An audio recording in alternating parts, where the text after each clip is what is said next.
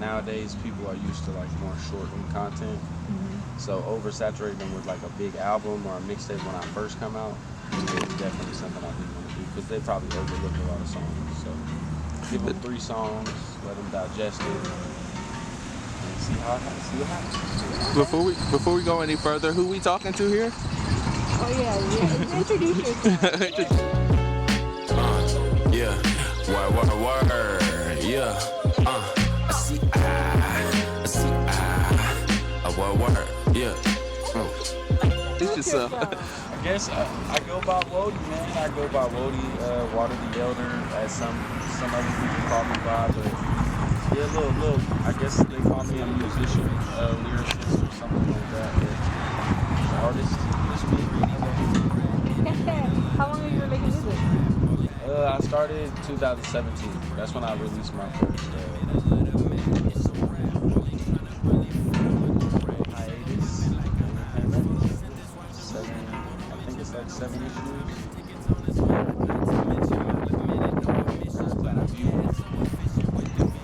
Bird's Eye View, the EP, I guess. So when you were making Bird's Eye View, like what was the inspiration for that? How long were you working on it?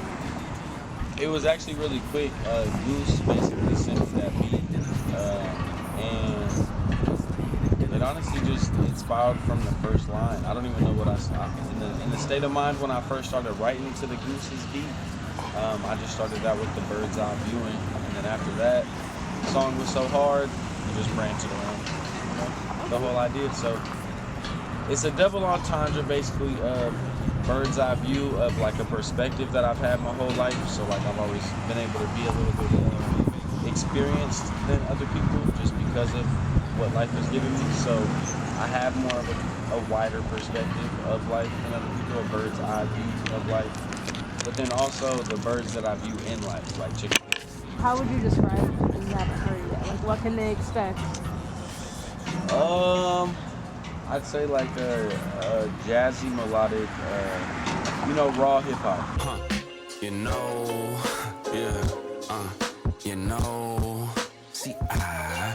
See, because like I'm still bringing back like the boom bap basically. A lot of people are saying that it's dead, whatever. I feel like it isn't. I feel like it's just the embodiment of like raw hip hop, like new age raw, like boom bap bass hip hop. Besides Touching the Skies, that was a whole little flavor taste to my next little piece of work that I'm gonna do. So you're working on something else? Yeah, I got 2 other projects that I'm gonna roll out, but I gotta do it correctly. I don't want to oversaturate it. Life like this makes me feel like touching this. I want to get the EP to get the right amount of recognition. I feel like people drop songs or just something out of nowhere, no promotion around it, no nothing, and then on to the next. You don't really give your song its chance to even do its due diligence. Like most people's songs who blow up, anybody mainstream, that song was made 5 years ago. 90% of the time. There's a light chance that you made a song that night, was able to get a good enough thing to blow up and go crazy. Like it's just an older song. You gotta give them a chance.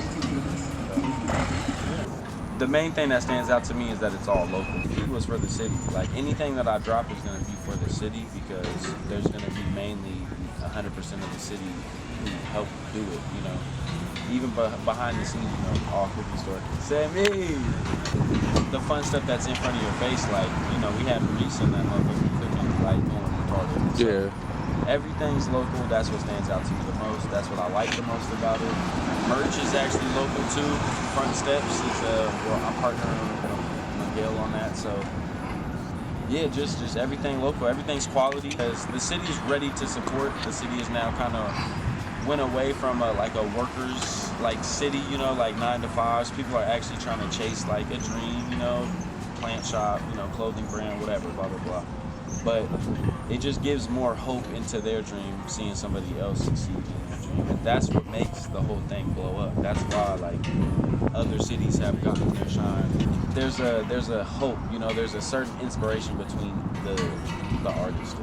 That's the biggest thing that I like about the EP.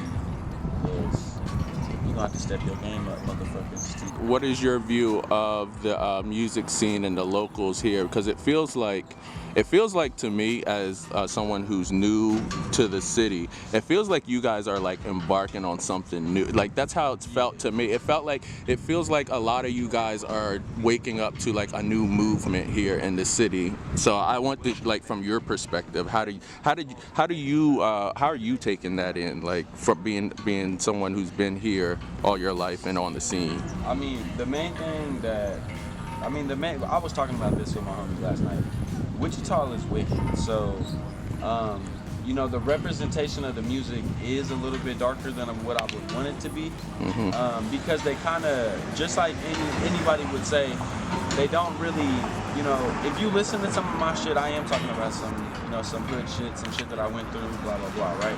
But I don't glorify it. You know, I'm on to the next, and I'm talking about how to elevate yourself and be a little bit better. There's ways to speak about your city, about how wicked it is, but not glorify it. I feel like majority of the rappers in the city kind of glorify that gang shit, that drug shit, you know what I'm saying? Like, I'm all for selling weed and all that shit, but all that other stuff is just bringing down the city, you know? Like, and that's how I feel. I feel like, you know, and at the end of the day, I heard some crazy shit, and most of these motherfuckers is capping anyway. So, I mean, I don't understand why you even would want to rap about, you know, killing, drug dealing, and shit like that. Like, it's just like, we need to step away from that. And that's what I like the cookie store, you know, and it's, you know, there's definitely other groups, but, you know, that's why I fuck with the cookie store. That's why I fuck with Reese, because, you know, we've seen that shit. We've been around that shit, you know, but we don't glorify it.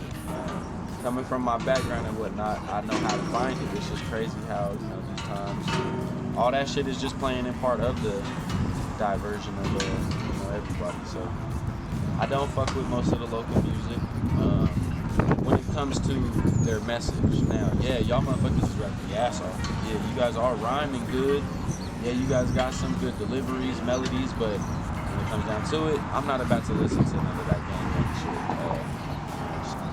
But I do feel like once people get enough influence and they see certain conscious rap being able to, I guess, surface and be more, you know, received, then maybe people will change up their message. Yeah.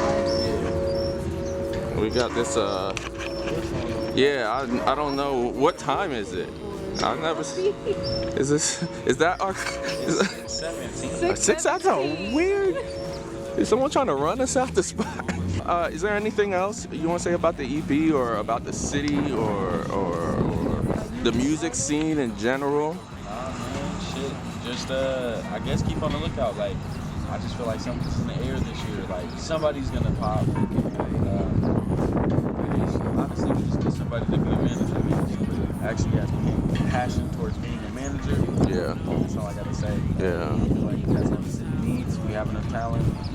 You know, we got enough photographers, videographers, painters, you know, painters, all that shit. We need somebody who's really passionate about managing these people and putting them on a platform that we haven't really seen yet. Yeah. After that, Wichita's up there. So yeah. That's it.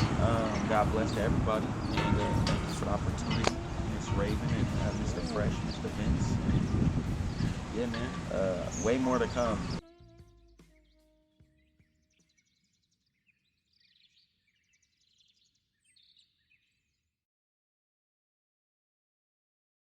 Alright. Extreme bird's eye view.